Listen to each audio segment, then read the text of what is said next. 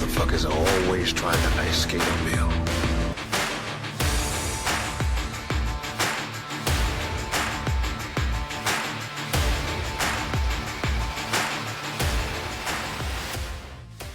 Hello, and welcome back to another episode of Common Sense and the Devil's Advocate.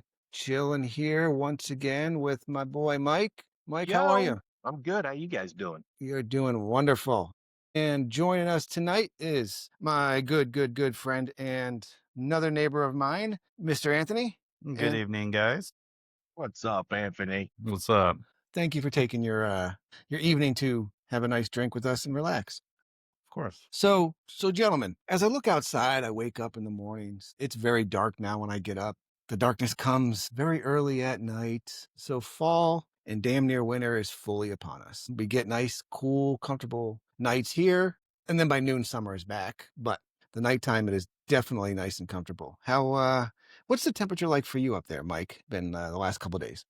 Today the high was 62, and right now it's probably sitting around 52 or 48. Yes, it's chilly. It's like I've got the heated seats and the heated steering wheel on in the car in the morning. Okay, well that's perfect for tonight's topic. So, in the spirit of the colder nights, as we all used to like to do in the times that we have available, and especially in our younger days, this is a time when you would sit outside, have a nice fire, have a drink, have a couple of drinks, and after chilling around that fire for a while, the conversations always seem to turn to interesting topics that totally come out of left field. And, sometimes it's someone that's just sitting there and it says, last week, my brother's sister's cousin's uncle's niece's nephew told me this story, so it always goes down some interesting tangent.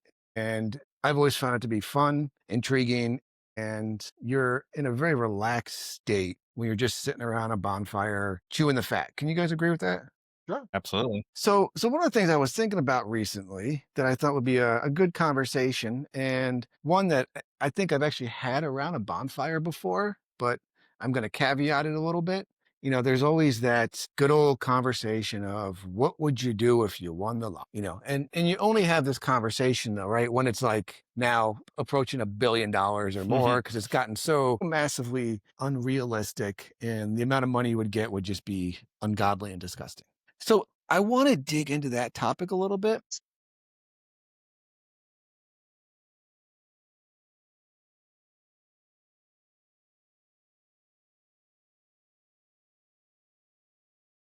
All right. So let me in the last 12 hours. Okay. But you didn't win hundreds of millions of dollars. All right.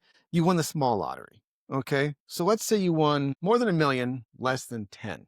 Okay. Let's put it around the $5 million level, just as a kind of a good basis to go with, right? So we're all young enough that it's an amount of money that you couldn't just be like, I can burn everything and go crazy Right. and I'm good to go for the rest of my life, right? But it is a number that you could make a lot of decisions with. You could evaluate the decisions you've made the last 30 years and the ones that, what you really want to do the next 30 years. But obviously, I'll give you the caveat of you have to at least think in your mind that you can't touch any of your retirement money outside of that. And depending on choices you make, you may not be adding to that anymore, right? So I know I have a lot of different ideas of what I would do. I'm always the one that just, vomits out of the mouth and talks way too much. So I'm going to make sure I don't own the situation here too much. So Mike, I'm going to let Anthony start off with his first kind of gut reactions as to, Sure.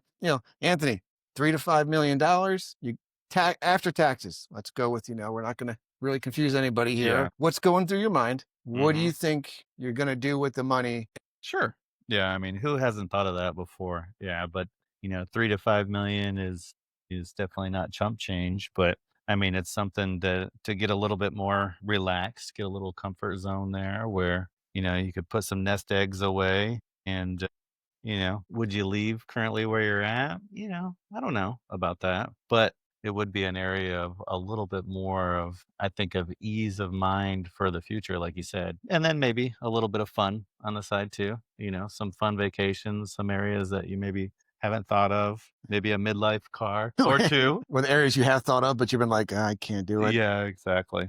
But no, that would be cool. And maybe, it would give you time to explore something that maybe you truly want to do, career-wise to have fun too. That's okay.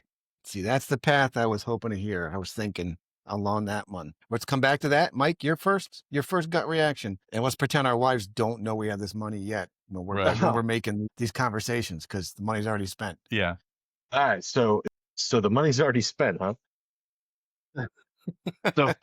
So we're talking 5 million, and that I know I've done it in my head on a comfortable retirement number for just me solo would be around 2 mil, being in the age I am right now. 2 mil, I Right. can retire, live off interest, and live low key but comfortable, and still be able to do vacations but leave my job. 5 mil, I think it would still have to be around the same because I know that I can maintain a little bit more of a low end lifestyle than my wife. She would want to buy a mansion and all this shit. Go Where quick. where I would rent apartments in the Caribbean for a couple weeks and then Alaska for a couple weeks and then I'd go over to Europe for a couple weeks and rent an apartment there. She would want Yeah. houses. But yeah, I think 5 million, I know one of us would be able to kill our jobs off. But I think that definitely would happen. But yeah, it would definitely be no debt, vacations planned one right after the other, at least every other month, nonstop. like Yeah, she's already back there drooling. It didn't happen. Yeah, we're just talking, babe. But yeah, that would be my answer. As far as a career, the only thing that I think that I would really want to do I can choose what I want to do for the rest of my life and have a great time with it would be a bulldog rescue or breeder, one of the two. Of course, being a breeder makes a lot more money than a rescue, but I could do both. So Yeah. So you could have that second house that's a mini bulldog mansion. yeah, I could go for that. Buy the house next door, knock it down, and just build your own super puppy bulldog kennel. That would be that would be amazing. It'd be like those cat cafes where people come to play with cats, but they Yeah. just come to play with celebrity Now, that fat, is a good young idea. bulldog. That'd be Mocha beautiful. lattes and bulldogs.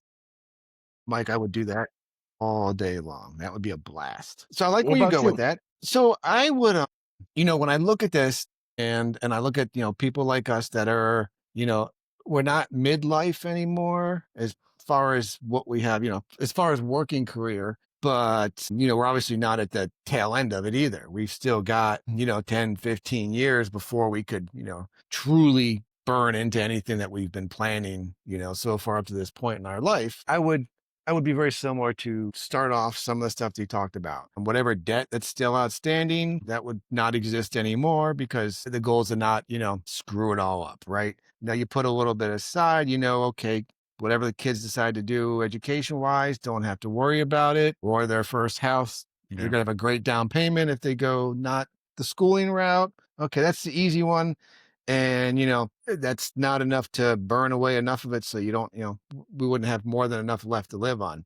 My wife would definitely not be working anymore. Mhm. At least I would say there's no reason for you to work. If you don't want to be bored or have anything else to do, that's a different story. But that option would 100% be on the table, just like you said, Mike. Yeah. Now, the real key is, and as you know, I like my vacations. I like to go out and have fun. And Oh, we've got so many big ones in the plan that you have to be careful that it wouldn't burn through them too quickly. And you also got to make sure that you don't decide to have a lifestyle for the next, 10 or 15 years that you can't sustain for the rest of your life, right? Because I think what you usually hear is that's what people do is they go hog wild, and it's Yeah. all gone. Then they don't even know how to get back to where they were with square one, and they're really screwed. My real key would be is because I have that whole idle hands thing and Mhm. I can't, is if I wasn't working, one, my wife would kill me. Hands down. I think she would admit it 100%. Probably every single person that knows this would admit it. I would either have to have a billion hobbies or she would then be collecting on, life insurance and everything else on top of the winnings very quickly. But the real question is, one, would I want to do that? And two, the big key that I'm finding as I see more and more people that are older and some that even retire a little bit early, I guess there's this thing called medical insurance that's a real son of a bitch to pay for, you know? You So, have to set aside $1 yeah. million just for that. And you know what? People are going to think that that's the most obnoxious thing you could ever say, Mike. But if you need it for 10 years for your whole Yeah. family, you're damn right. Even if you're going to the outside market, maybe not 100 grand a year, but you're talking easily a grand a month or more for a full family of insurance. So Yeah. you got to think about, all right, certain things like that have been now cut into it. If you were to do the whole, I'm just going to stop type of era, I think there would definitely be days where, I would look at work and then just give my computer the side eye and be like, fuck this shit. And I wouldn't hesitate twice to be like, I'm part-time, bitches.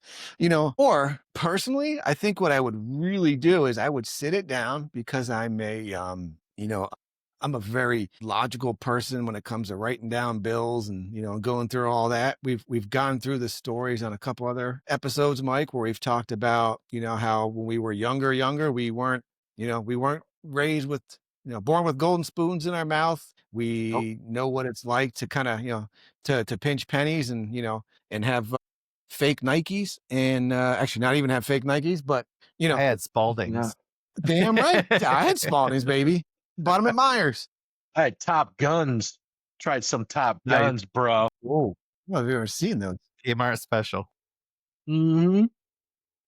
But Grocery I think, store. yes, the back of my mind would be don't screw up and end up worse off than you ever were before. Find a way to make sure that you can enjoy this and enjoy what you got left. So I think my goal, and this has always been what I said I would do if I were to retire before I hit full retirement age anyway. So this is like my dream scenario in real life. So now I'm just going to fast forward it 10 years. I would be going to the local pizza shop, a Mellow Mushroom, a TGI Fridays, any one of those places. And I'd be like, listen, I know none of your bartenders make anything during the day. It's the shittiest thing midweek during the day. I just need insurance and beer money because I've paid off everything else. And I would think about it. You would spend your days slinging drinks for whatever, work schmucks coming in to kill their time or someone who's not happy with their life. Bullshitting. I mean, every now and then, yeah, maybe you get a good weekend shift or whatever at that. And then the talk is just better. But that would be heaven for me. A part-time job that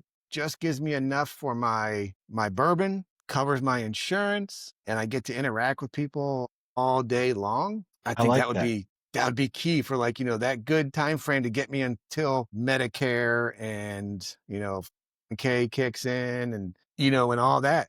And then you'd have this money that you're sitting on, which is, say you put everything aside, you pay for whatever you want, you buy your midlife crisis car. And, I mean, Anthony, have talked about this kind of stuff. We're not going to get a DB12 Aston Martin because one, they're so hard to get in and out of. And two, the streets would destroy that thing down here anyway, so you're not even, you're looking at what, even if you go high, maybe you waste $150 on a nice car and then it sits there and it's not even your daily car anyway. You're going to have $3 million still just sitting there to, like you said, Mike, the interest alone is going to probably be close to what you make now or more. Oh yeah. More. And you're going to be able to take nice vacations for, all that time, as long as you say, I mean, could you imagine if you made out plans, and you had your shit in gear, and then you and your wife, the only argument you had to have is, all right, honey, we have $100,000 each year for vacations. Oh my God. Imagine if that's all you have to really worry about, right? Because everything else is covered. Even if I kept working, I've got so much vacation time. It'd be like, all right, let's go on vacation. But yeah, I mean, even if you did a vacation every quarter, you'd be like, that's a $25,000 vacation every quarter. I mean, people don't, 99% of the world would never even have one of those in their lifetime, let alone 4 times a year. Be honest, the way I would probably do it as far as vacations is minuscule, large. I'd do like 3 minimum, like, Caribbean cruise, something less expensive. But that one time a year, we'd like launch out, like when you and Linda went to the Mediterranean and did that kind of thing. That would be like the big boom. I'd spend a week in the Maldives, wouldn't even hesitate. Yeah. I'd be vacationing like like, like the Indian cultured stoves when they go back to see their family. I'm gone for 6 weeks. Yeah. I'll be back in 6 weeks, or I'm going to, go on a holiday like the Europeans for a good month or two. And yeah, I would probably buy a house in Costa Rica too. So that would take a little bit of it off there, but that'd also be part of my vacations, and I'd be Airbnb in that bad boy. I definitely would be buying an RV, maybe a Class B or a Class C. Maybe I'd get my CDL and get a Class A. I don't know. I'll Or have you to can look get into a that. driver. I mean, hey, 5 million, Well, 5 million, that's, I mean, I'm not Daddy Warbucks. Yeah. Yeah, I agree with you with the vacations. So, small, big, because you don't want to get numb. And like you said, you don't want to spend everything in that first year either. Right. So, okay. So now we've looked at all the positives, and I don't think we've talked about anything that's honestly idiotic. The question has been, do I stay working? Do I go into that passion project that I've always wanted? Anthony, I could think of 3 or 4 things that I think you'd be great to do, but it'd be, would you want to take the chance? And now you'd have the fallback.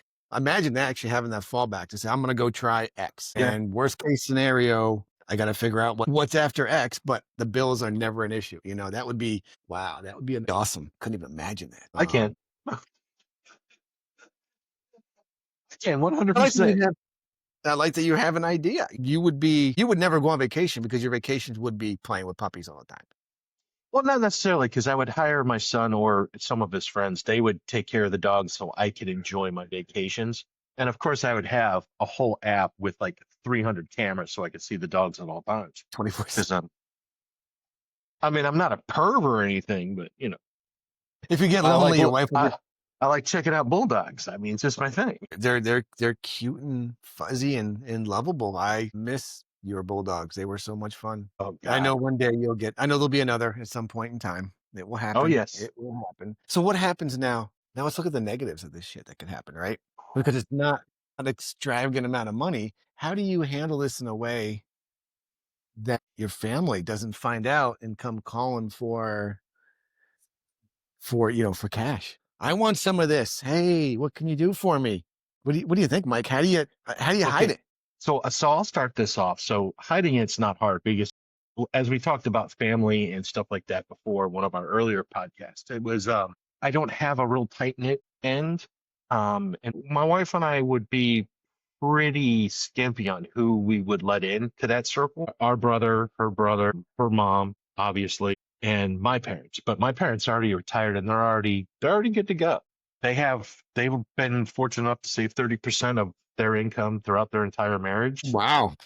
Yeah, and my dad was white collar, but he really didn't make a nice, solid white collar living for like I want to say the last 12, 15 years of his job. So, but yeah, he's made decent bank, so I don't have to worry about my parents. They'd be like, "Why are you giving me money? I got money." I'm like, all right, cool. They wouldn't be her mom for it. Her mom, we would take care of, and her brother definitely. Of course, like you guys, friends out in Tacoma, Washington, things like that. But yeah, it would all be put into a trust. A trust would pay out it's dividend. I haven't really looked in too hard of how all that works. I'm not going to pretend like I know what the hell I'm talking about, but that's what I was told to do. Put it in a trust. The house goes in a trust. Your kid becomes the executor of the trust.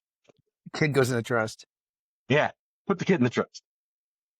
But that's a good point though. Even with a small winning of something like that, if you kind of rationalize it properly, you almost need to make sure you bring an accountant of some sort right into the mix. Oh, yeah. People think they never have to do that unless it's hundreds of millions of dollars.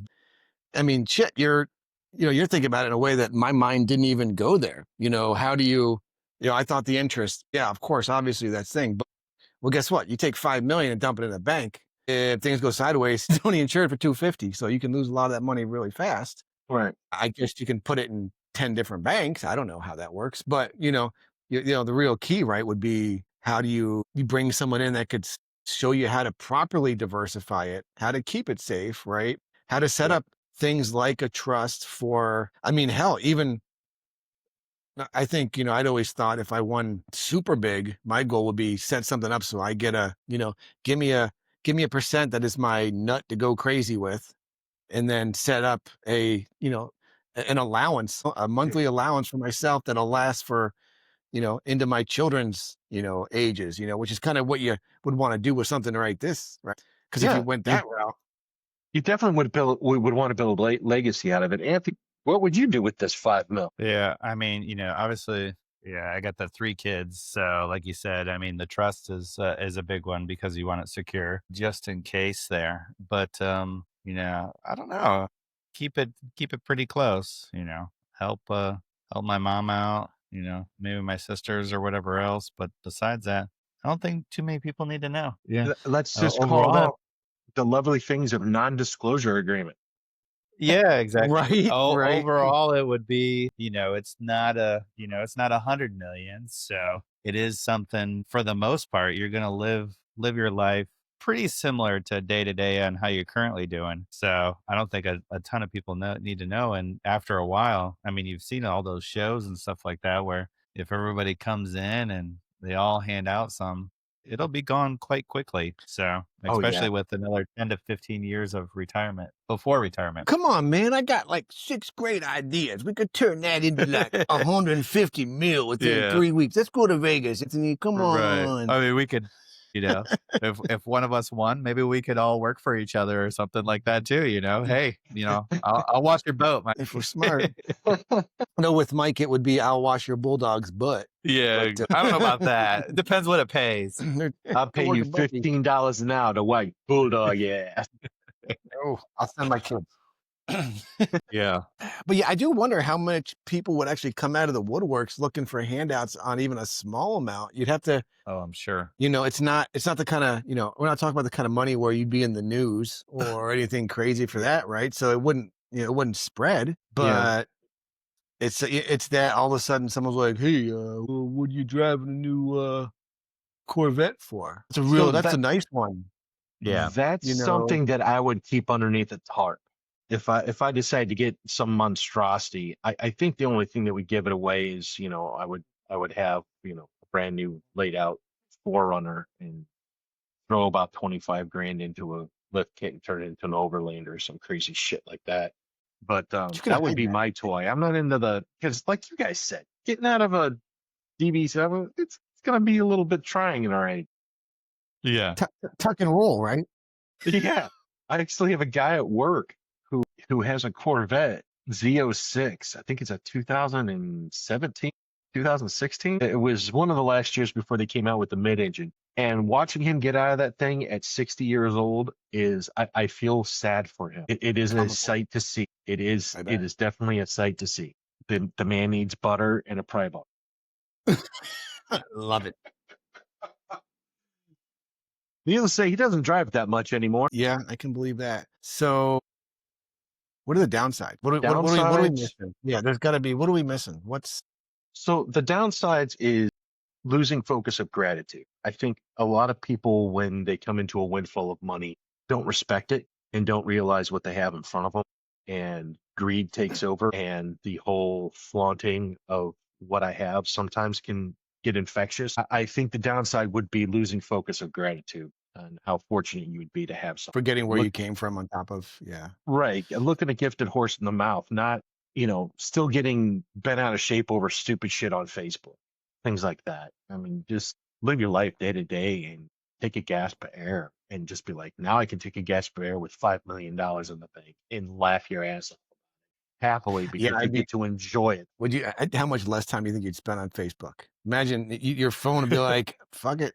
I mean, that'd be the one, that's where it'd be like 5. Can we bump it to 10? Because then you can start getting into numbers where you're like, I just don't care. I'm not, 20 years old where I can burn through 10 million in a week or a couple of years. I think you both will agree with this, that if that were to happen to any one of us, our Facebook footprint to anybody that's in our cloud of friends on Facebook would get really small, really fast. Right. Well, delete. 100%. Well, yeah. I mean, the significant taxes and then, the mental stability too, like you said, getting a financial person is big there because there's a lot of bills and gift taxes and all those kind of things that you're probably not even figuring yet. No. We took those out. Yeah. All that's been paid. Right. You've got the 5 mil after that. We're not going to be that logical. Come on. Because the Damn other it, thing is Anthony. we do also have families, right? Yep. We're assuming here's what we would do, right? But you're going to have, you've got a kid who just recently got married sometime in the future, and it's not going to be 10 years down the line, you're going to be a grandparent. Well, Yeah. now it's going to be, even our mindsets are going to change when we get down that route. And it's going to be like, oh, how much do I spoil? How much do I do this? We try to plan for the gotchas now. Think of what our mindset would be with the gotchas if we actually had money that it didn't bother you to spend on it. How extravagant would you be, and who's going to be there to pull you back from being stupid, right? Mike's like, nobody. Okay, you talk about grandkids. You know what? If I'm fortunate someday to have a grandchild and I got $5 million in the bank, that kid is my son is going to hate me. Why'd you do that for me when I was growing up? Oh, what? What? She just wanted a $20,000 new car and a computer. It's no big deal. Let's take it even a step further than that, Mike. Let's say the grandkids take a little bit of while, right?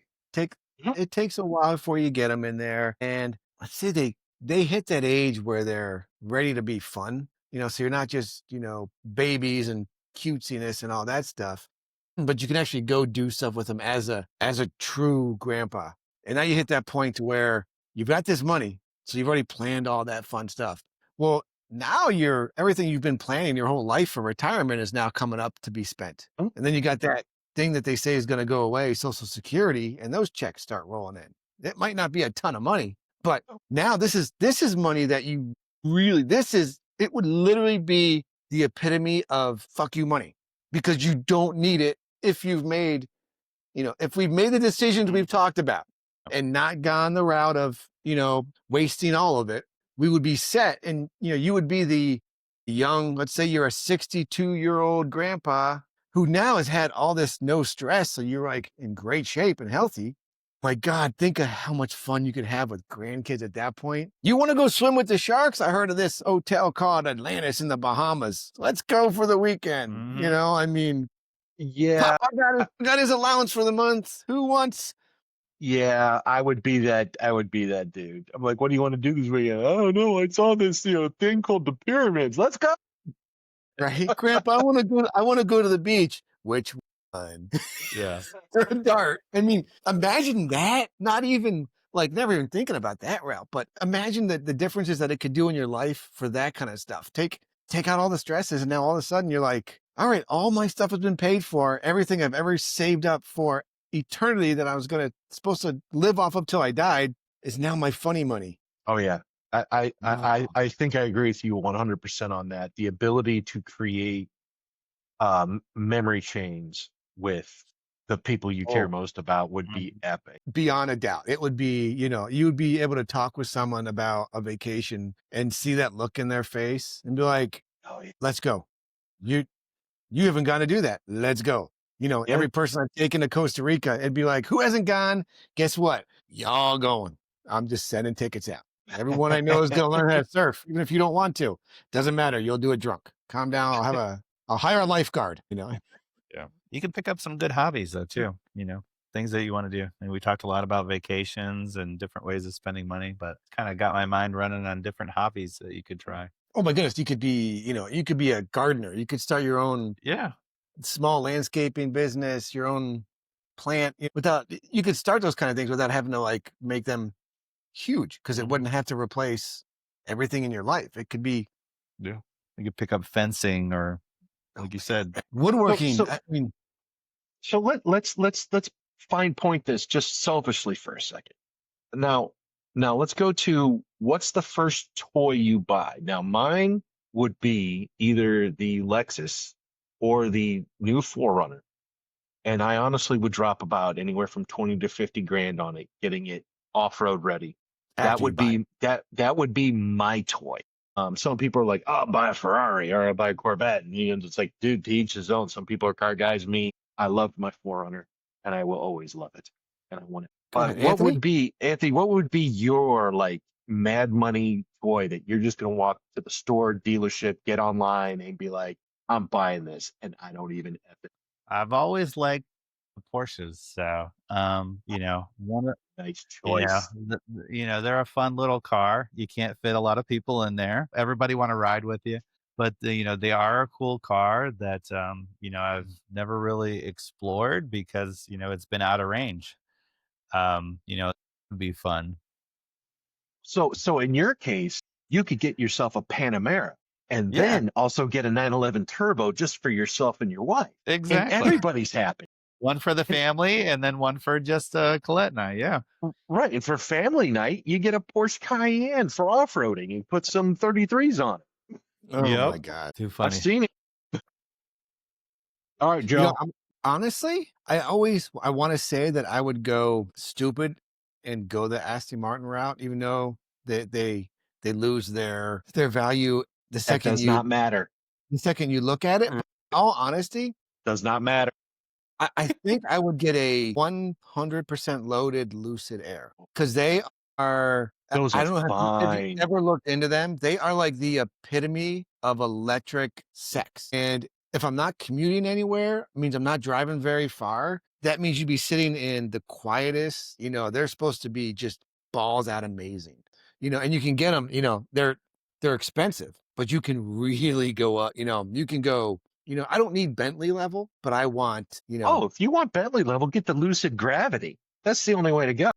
is that how high it goes? But yeah, whatever their top of the line is, that's what I'd be So, grabbing. Yeah. That's what I'd be so looking at. the Gravity, is the SUV slash minivan thing, but yeah, it's insane. I don't know if I want It that is. much on it, but I've seen just the regular Lucid Air on the road. Is a beautiful car. Like I Mhm. remember when the Tesla Model S first came out, Mhm. way back in the day. And I remember looking at that car going, that's a gorgeous car. I had no clue what the inside looked like, but it had the perfect lines as to what you would want in a sedan. Now it also looks like a Kia Stinger, which makes me laugh my ass off. If you see a tinted Kia Stinger, if you rip the Yeah. back off of it, it looks, like if you look the emblem off of it, they look the same. Now, they don't sound the same. They don't drive the same, obviously. But, those lines that I originally saw, I'm like, that is a beautiful car. They did a great job with it. From what I've heard, they're not the most comfortable, whatever. I don't care. It's not a cheap car.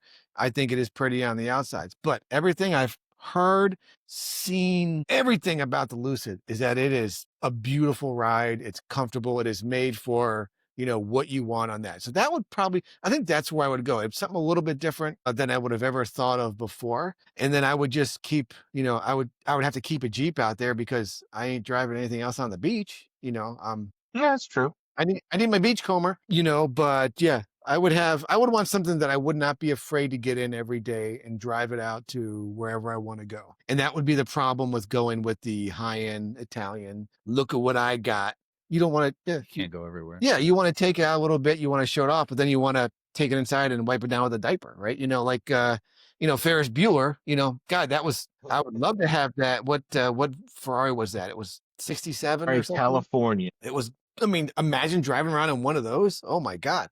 Problem is, most people wouldn't even appreciate what you're driving in. But I might also, Mike, that my only other option would be is that I would just start going to dealerships and test driving everything under the sun until I sat in something and was like, this is it, look for what I've never thought about before because we limit ourselves now, right? Yeah. You talk about the Forerunner when what's coming back. I think next year is what's that? The crazy is it a Toyota that makes it? It looks like the Apocalypse SUV. Oh, the F. Yes, they're bringing it back, and it looks the Well, FJ Cruiser looks well, the problem super with fast. that is it's small. They're making it a smaller SUV from what I understand. And I was like, I mean, that's cool and all, but it's like I want to say it's probably about the size of the Bronco Sport, maybe a little bit bigger, I would assume. Really?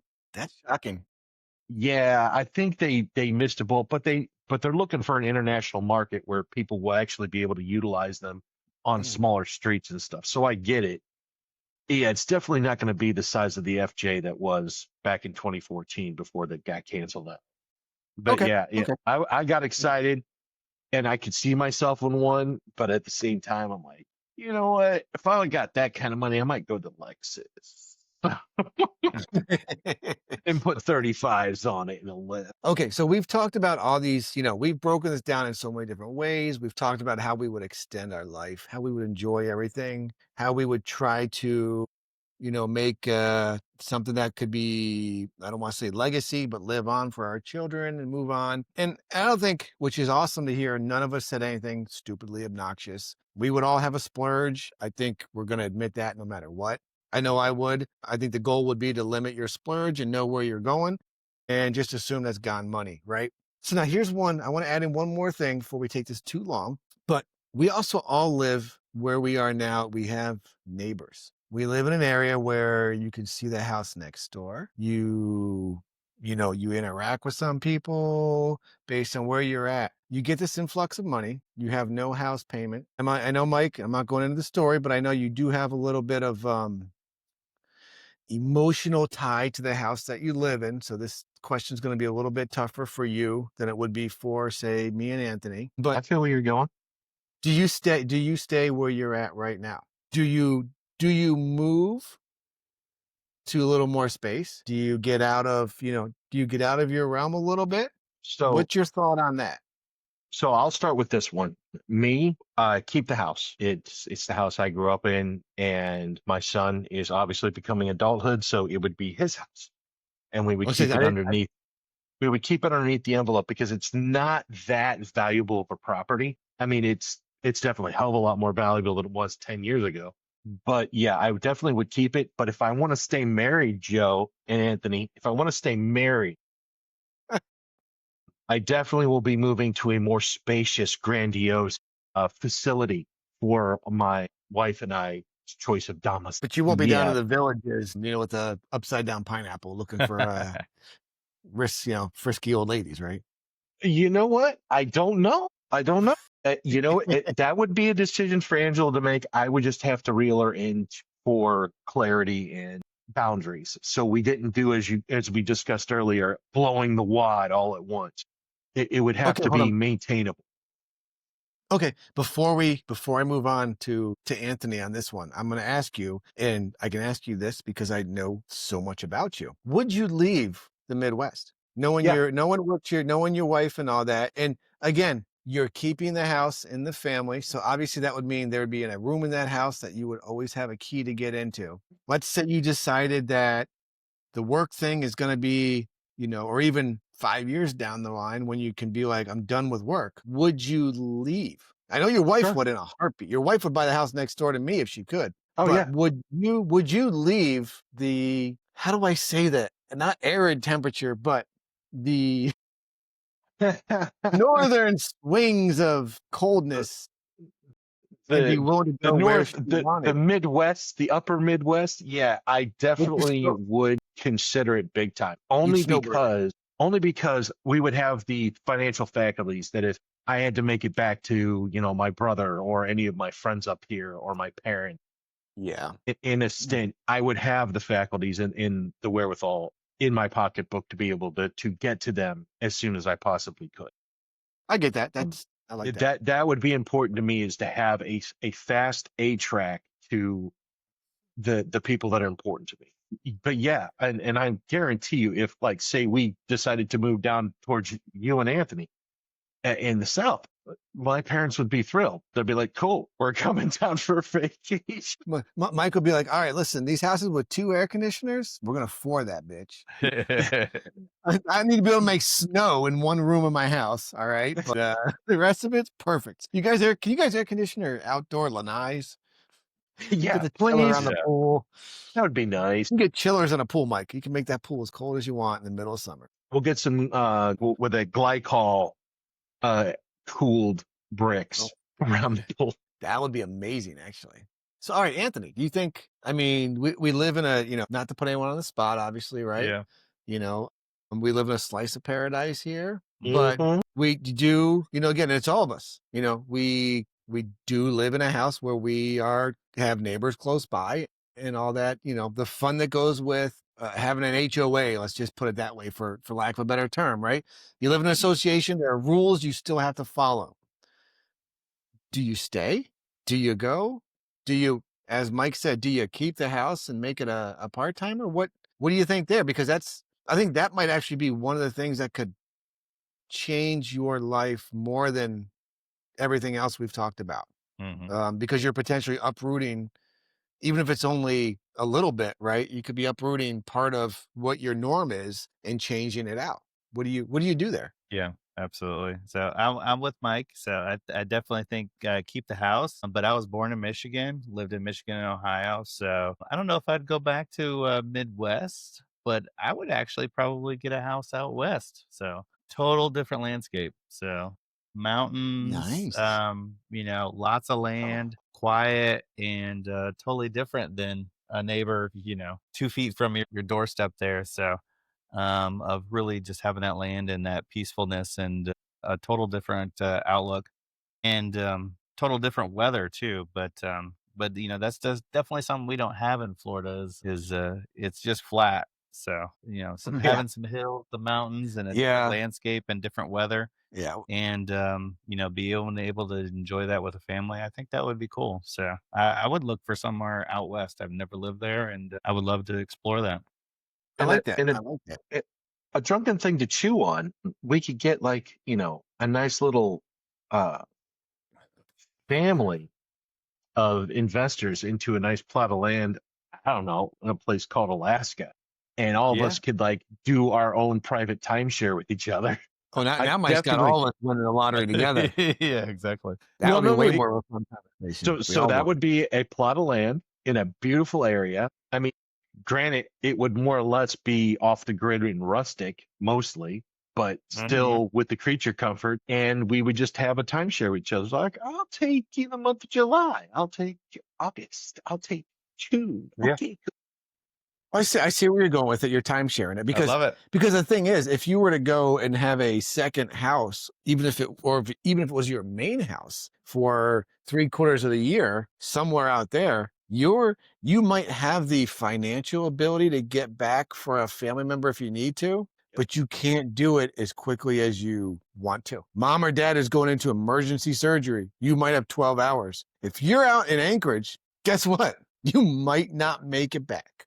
Yeah. So If you're lucky, you'll make it back. you gotta think about little things like that, right? Yeah, you might think you have the money to charter a fucking plane, but the thing is, it might not be available. A little bit Right. of that is a little. I think I like Anthony's idea. I think I would personally, and again, we're all making decisions without any third party input on here. We're all assuming our wives agree with everything that we say and, and all that fun jazz. I think Mike actually might have let his wife make the decision for him anyway, so Yeah. he might be safe on that one.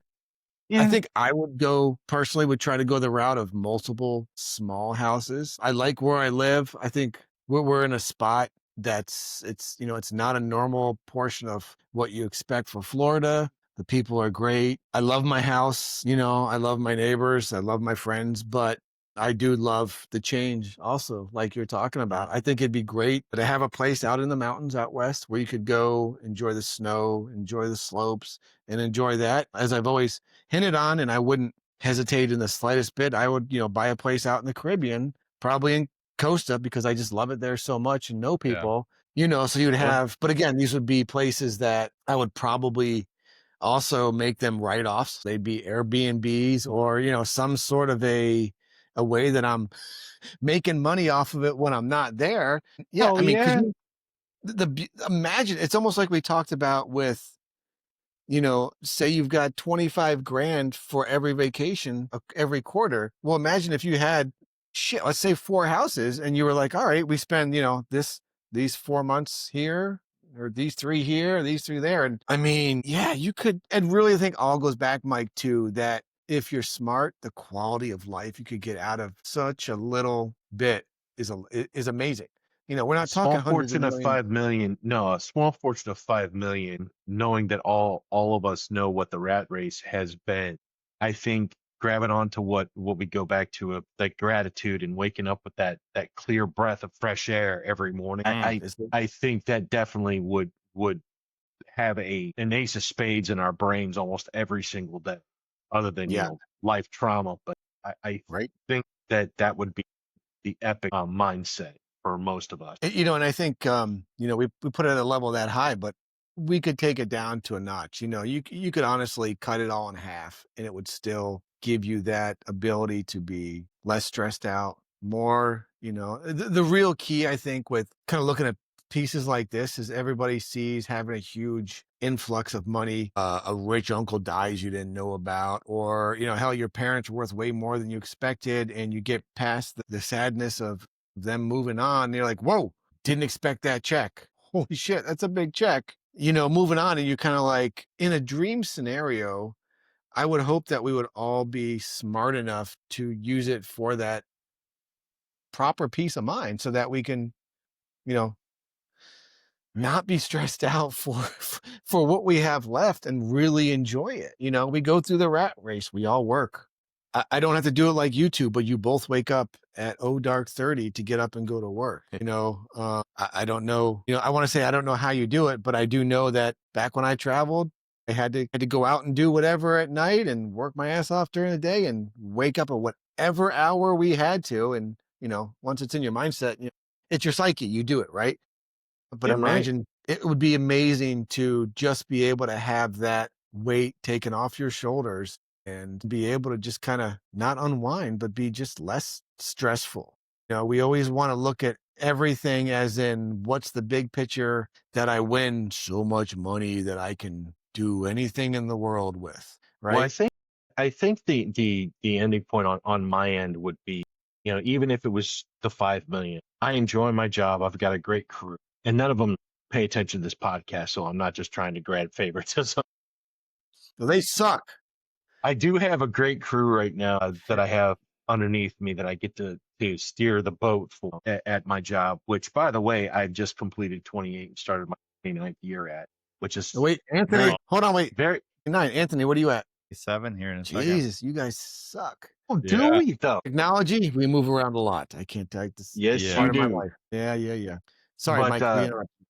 But no, I think that even with that amount of money, only because of the job that I have that supplies the perks that I get, I think I would be okay with continuing on work and allowing my wife to get on Etsy and create her own little online business and make Yep. her crafty stuff, and probably get with your wife and they could make crafty stuff together on Etsy, and they'll probably outpace both of our incomes combined in a year.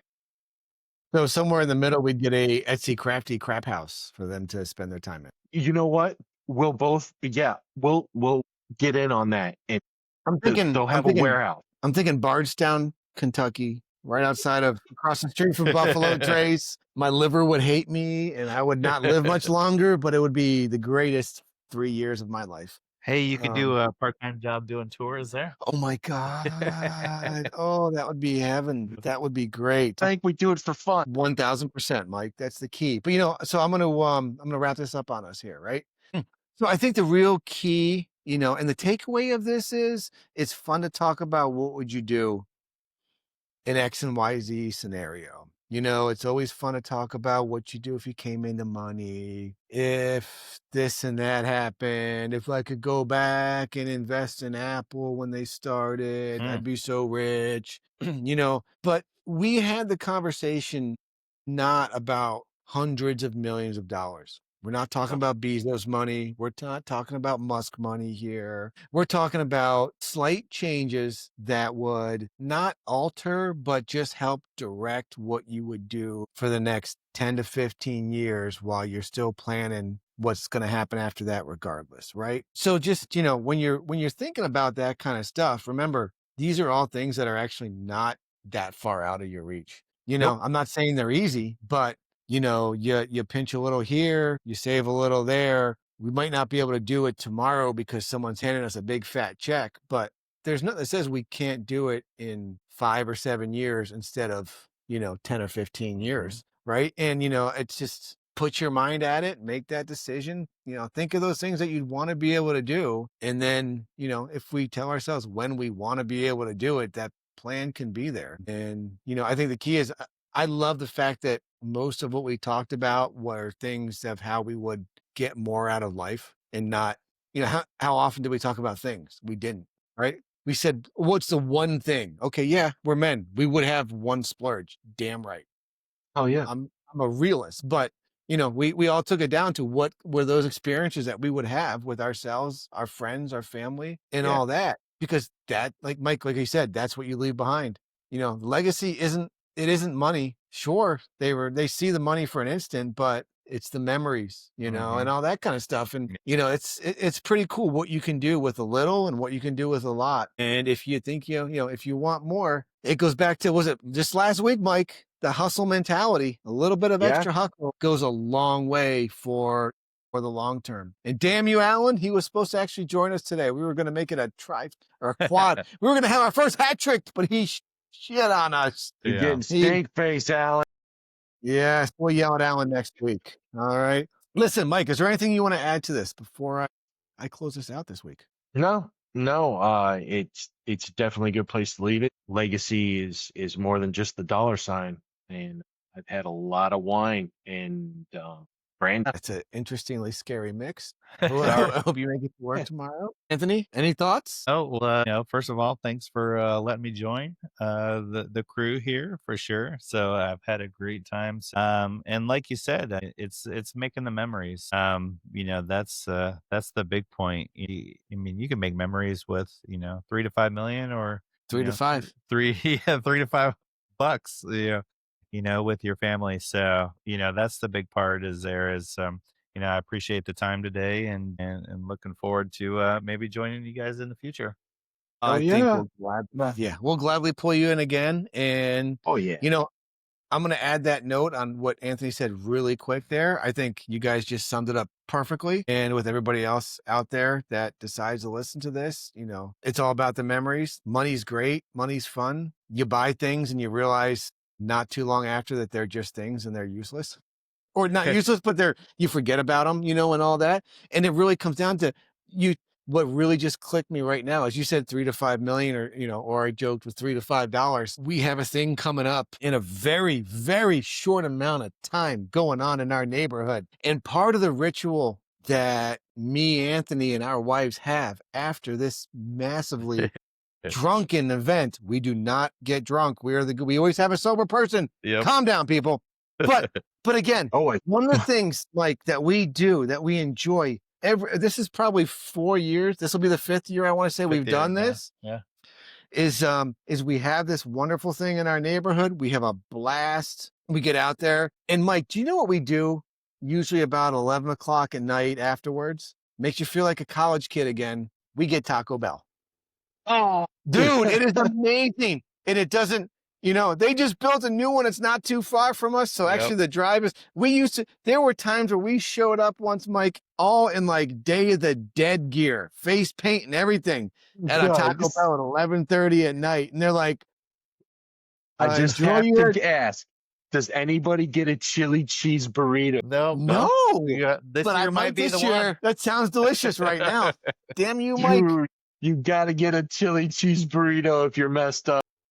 But the thing is, we do it in a way that we're not messed up. There's always one sober person to get us there, but it's a funny thing. But the funny thing is, again, we're talking about millions of dollars, but you know what? We go to this Taco Bell and spend $25 and we probably don't even eat $8 worth of that $25, but the memory is going to stick in with us for damn near ever. And I know in 5 years, when our kids are older and we make them drive us there, they're going to remember that once a year crappy Taco Bell run, which tastes amazing. There's a reason why Taco Bell wins the fast food wars in the future. Then right. Well, see, there's also that is a perfect thing, a $3 ice cream cone and sitting and chilling with your homie, whether it be your son, your daughter, is just as epic as walking down the street in Seward, Alaska, and looking up at a mountain. Exactly. They hold the same weight. But yeah. Seward was pretty amazing, though, and I was glad I was there with you. Oh, hell yeah. All right, but listen, I'm going to end it on that note. It was a pleasure talking with you guys. I think this was a lot of fun. We hit a lot of pros. We hit a few cons. We tried to look at what's the downside of all this too. And I think, again, the real key in the end is $3, $3 million. If you spend it wisely, the memory will last just as long. Hell yeah, fellas. A Ferrari or a chalupa, baby. You're going to remember it. You're going to remember it when you're sitting on the toilet making the payment. All right. We'll catch you next week when we wrap up our fall conversation. Hell yeah. Later. Later.